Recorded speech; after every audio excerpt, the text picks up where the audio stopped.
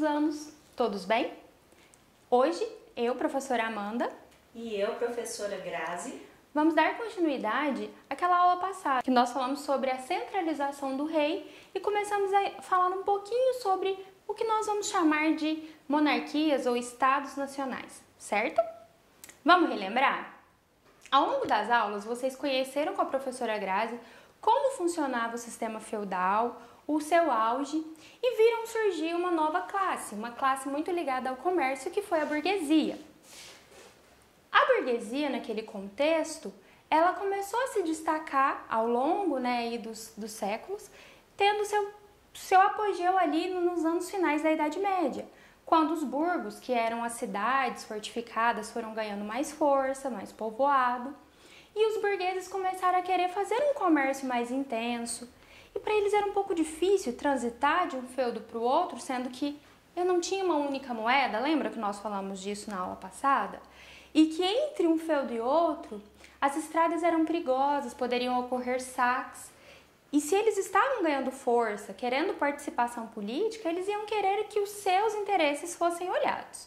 Vamos ver como isso vai acontecer e qual a importância disso?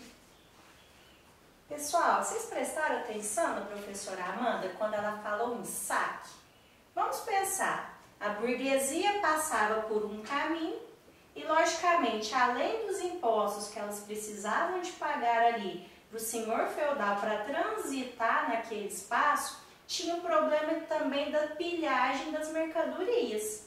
Como que eles iam lidar com essa situação? E aí nós vemos essa aproximação, então, entre a burguesia e o rei, com o intuito de favorecer e de facilitar esse comércio. Tanto é que essa situação, ela também foi conhecida como lesa majestade. O que o rei fez junto com a burguesia? Um acordo. Qual que era esse acordo? Olha, burguês, se por acaso você precisar passar por ali e a sua mercadoria for saqueada, o crime não vai estar sendo contra você. O crime é como se estivesse sendo realizado a mim mesmo, né? A ele próprio. Então, essa situação é um dos fatores que iam aproximando cada vez mais a burguesia do rei. Mas também nós não podemos esquecer o quê? Que essa aproximação também se dava da seguinte forma. A burguesia, lembra que nós vimos que ela estava lá numa classe social, ela era rica, mas não podia mudar de posição social. Então, qual que era a ideia? Galgar, ou seja, ter poder, ter mais privilégios, igual à nobreza. Mas como que ela ia conseguir isso? Aproximando do rei, ou seja, ela financiava empreendimentos reais, pegava o dinheiro que ela tinha, que era muito, e entregava para o rei. O rei, gente, ele não podia, de certa forma também, afastar da nobreza. Então, o que ele vai fazer? Nesse processo, igual a professora Amanda falou, que vai acontecer essa centralização do poder, que o rei vai ganhando mais força em relação ao período anterior da Baixa Idade Média, ele vai manter os privilégios tanto da nobreza quanto da burguesia. Ou seja, eles eram um alicerce para que o rei continuasse ali naquela situação. Então, nós vemos aqui o rei no centro e as outras pessoas em volta, sendo que os grupos que vão ter uma aliança maior com o rei é a burguesia e a nobreza. Mas será que eram só eles? Vocês viram também que durante a Idade Média existia uma instituição muito forte, a instituição religiosa, a igreja. Não seria diferente essa aproximação do rei. Se ele já tinha uma aliança com a burguesia, onde eles tinham aí os seus interesses em conjunto, mas ele não excluiu totalmente os senhores feudais e as nobrezas, faltava então ele se aliançar com a igreja. Durante um tempo na Europa ocorreram algumas invasões. Lembra que nós vimos que no período feudal não existiam os países que nós conhecemos hoje, França, Portugal, Espanha. Eram apenas feudos, as porções de terra, cada um com seu senhor feudal. Durante as invasões árabes ali na Península Ibérica, que é onde hoje fica Portugal e Espanha, Uma das formas para reconquistar aquelas terras foi recorrendo ao rei e recorrendo à igreja. Dessa forma, a igreja vai se aliançando aos reis, que vai ganhando força para que em possíveis invasões tenha um exército forte, que vai ser financiado pela burguesia para proteger e manter aquele território sob a liderança daqueles europeus. Outro exemplo foi Aragão e Castela, lá na Espanha, que ao casarem, como eram conhecidos reis católicos, por serem reis que se casaram e eram católicos, vão unificar um reino e trazer então essa aliança entre igreja e rei. Por que essa aliança entre igreja e rei se torna tão importante? Porque a partir dela, o rei vai começar a ter aquele que nós chamamos de direito divino. Vai ser colocado como se a sua autoridade, como se a sua liderança fosse de fato maior e superior à dos outros nobres e fosse uma liderança guiada e dada por Deus, já que a igreja comungava daquela ideia de liderança dos reis. Então vamos lá, a professora Amanda já falou um ponto importante da igreja e dessa vinculação do rei como se fosse um enviado do próprio Deus. Vamos pensar, pessoal, se o rei, vamos lá, ele é um enviado de Deus, o que isso significa? Se eu estiver agindo contra o rei, eu vou estar agindo contra o próprio Deus, né? Essa é uma das teorias, a teoria divina, que vai, de certa forma, validar esse poder que o rei passa a ter. Nós chamamos esse processo de absolutismo, ou seja, o rei ele tem poder absoluto. O que isso significa? Ele manda em todas as situações. Ele manda nas pessoas, ele cria leis, ele julga, ele cuida da economia, ele vai cuidar de todo o contexto da onde ele vive ali, daquele Estado nacional.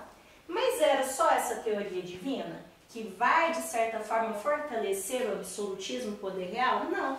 Tem outras teorias. Uma das teorias era do Maquiavel, um intelectual que escreveu um livro chamado O Príncipe. E ele falava o seguinte, olha, o rei ele deve ser temido pelo povo. Porque se ele não for temido, o povo vai começar a fazer arruaça, desobedecer as regras, não vai dar certo. Né? Então ele falava o quê? O rei deve ser violento mesmo, para causar o quê? Temor. E esse temor, de certa forma, subtendia o quê? Que o povo ia obedecer às regras dele.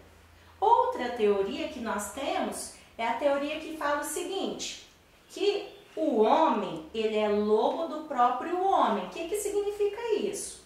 O lobo é um animal. Vamos pensar, quando o animal está com fome, o que ele faz? Ele caça outro animal, ele vai agir por instinto. Então, o que eles falavam? Que o homem é como se fosse esse lobo, como se fosse esse animal. Se não tivesse um rei forte para colocar ali, dirigir as regras, colocar as leis, julgar as pessoas, ia virar uma baderna. Então, essas teorias que vão sendo criadas nesse período, vêm justificar, então, esse poder real, esse poder central na figura do rei. Só lembrando uma coisa, pessoal, que nós vimos, e vamos recapitular aqui então, o rei ele tem poder absoluto.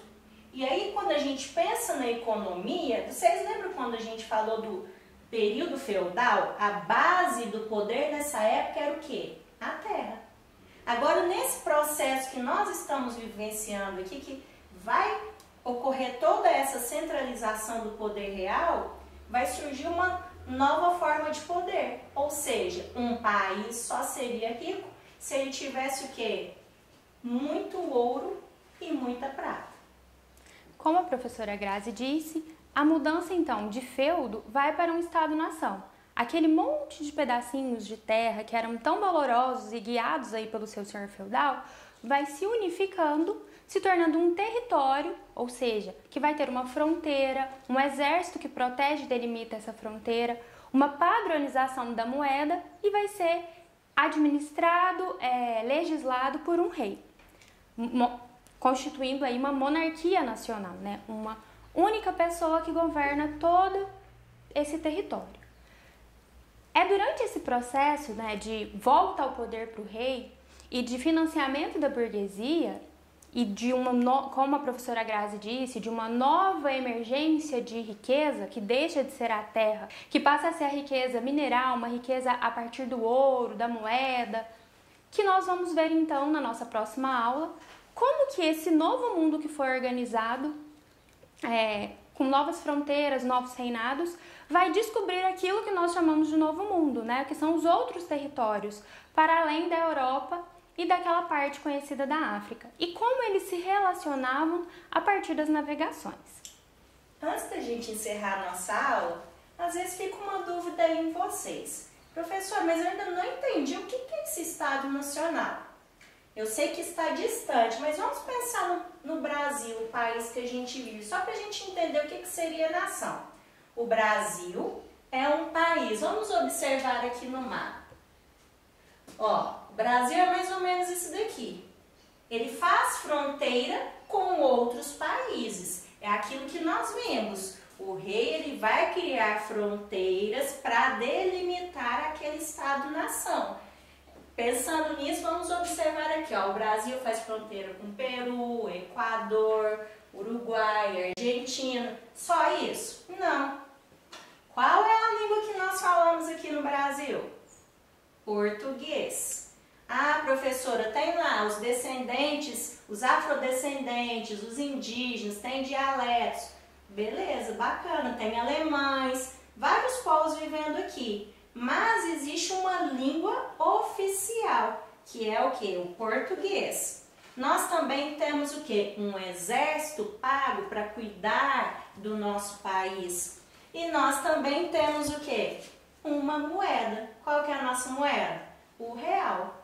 A diferença nessa comparação que eu acabei de fazer é o quê? Que no nosso país não é rei, não é monarquia, e sim república. Espero que vocês tenham gostado e na próxima aula vamos dar sequência aos nossos estudos. Até mais!